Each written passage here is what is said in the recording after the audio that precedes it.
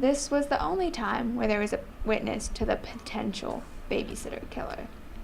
A woman described seeing someone who resembled Thomas King with a skateboard at that drugstore talking to a white male with a dark complexion, around 25 to 35 years of age. Based on this woman's account, they were able to create police sketches.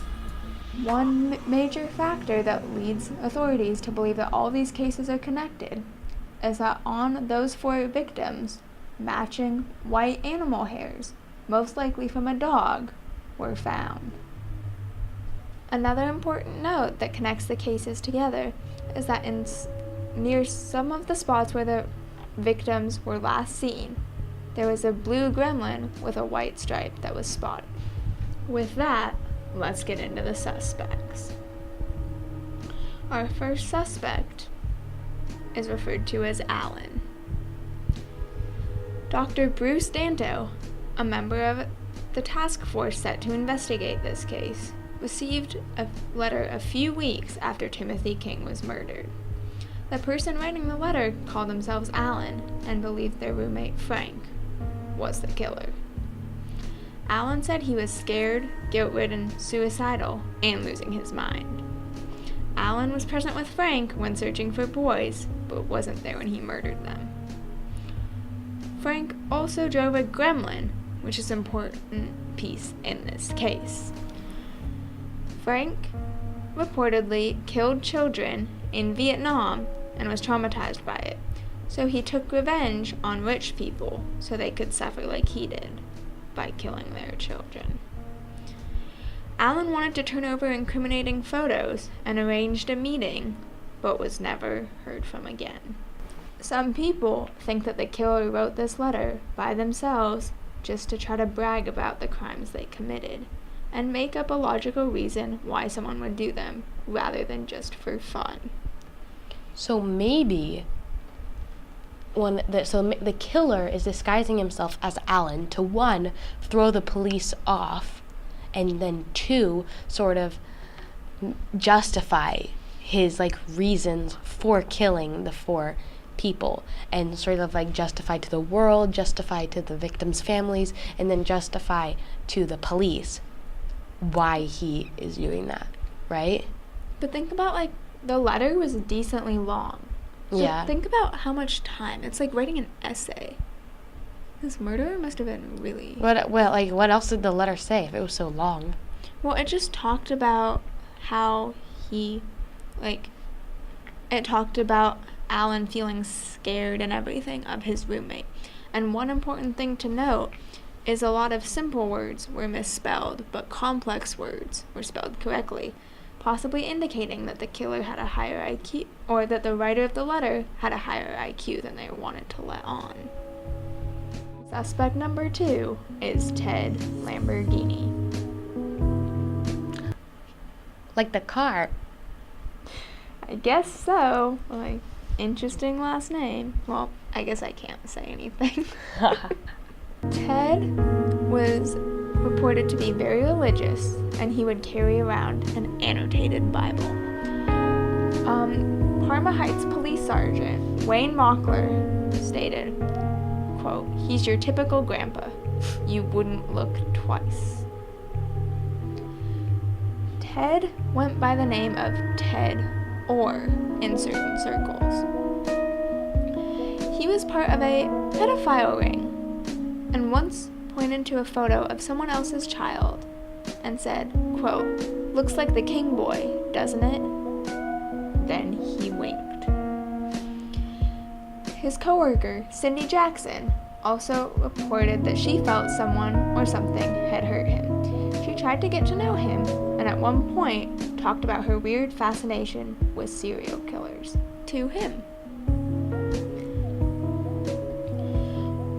Police finally brought him in. Well, when they asked him to come in for questioning, he thought for a moment, then calmly said, quote, "I knew my past would catch up to me." If you're trying to be innocent, why would you say that? Yeah.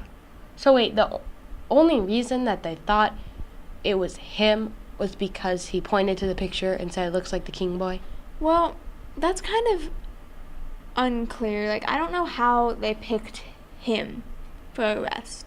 But it's like he was part of a pedophile ring, so he had a history with assaulting children. When he was brought in for questioning, he bombed the polygraph test, asking about being the babysitter killer. But they couldn't arrest him just due to a lie detector test.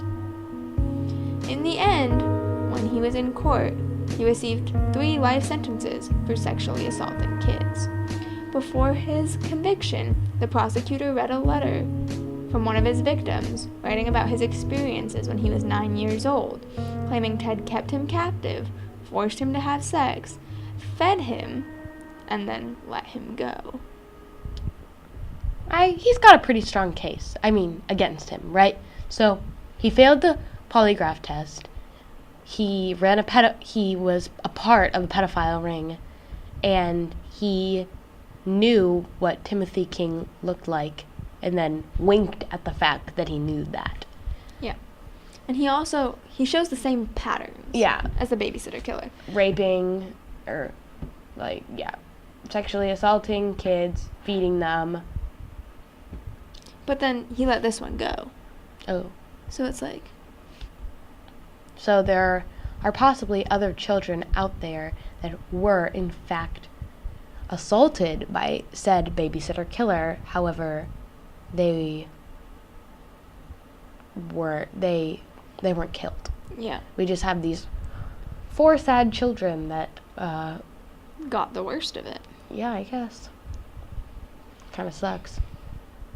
Sucks a lot. Yeah.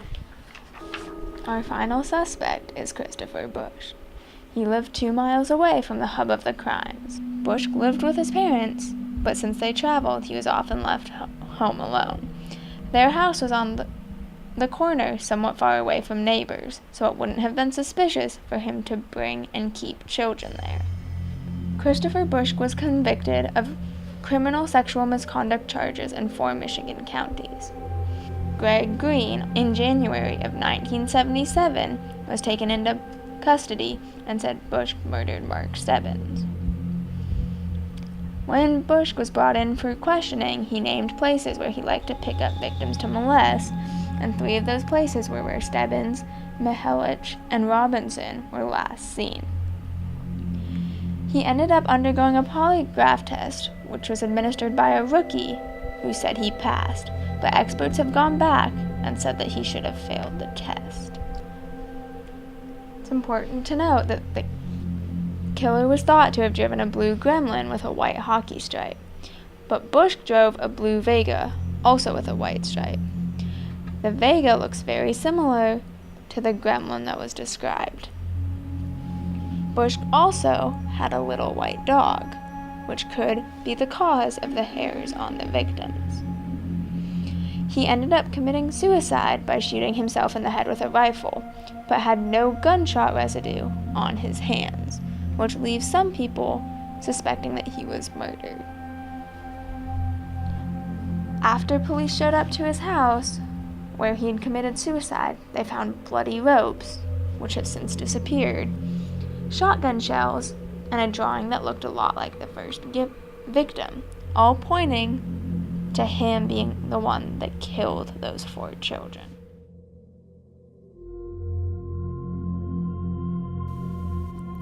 To this day, the mystery of the Oakland County child killer remains unsolved.